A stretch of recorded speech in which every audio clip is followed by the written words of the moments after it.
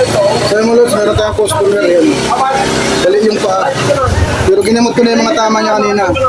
Lalagyan na lang natin siya ng karton. Kasi hindi tayo nakakabili dito ng ano, yung simento na ginagamit dito.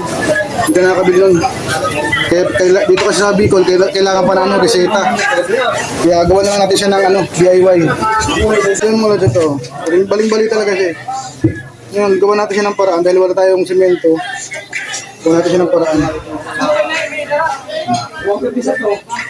Ito lang lagay natin muna ang karton.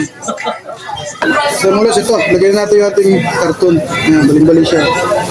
Sabi ko sa sa tagsaliri o yung mekanya, i-update na lang ako kung pag dumaling. Kaya pasahan ako ng video. Ganito na yung pagkabit yun.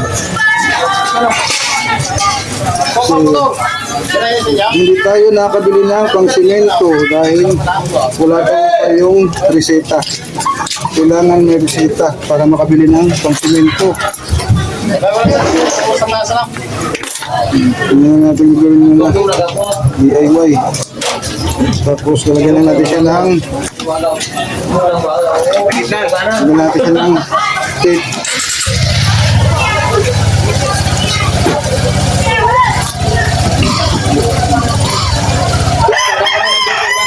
May bandit ka na doon? Wala pa.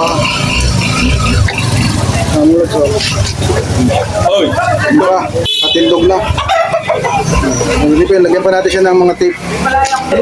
So yung mga ito na, oh, hindi na siya, parang hindi na siya balik, di ba?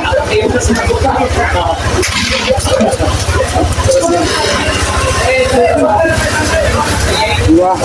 Ganyan lang yung ginagawa ko mga lods kasi wala tayong pang ano, walang simento. Hindi tayo pinagbibilihan ng simento sa butika kasi wala daw tayong reseta. Ayan. Ganyan lang ginagawa ko pagbalik pa.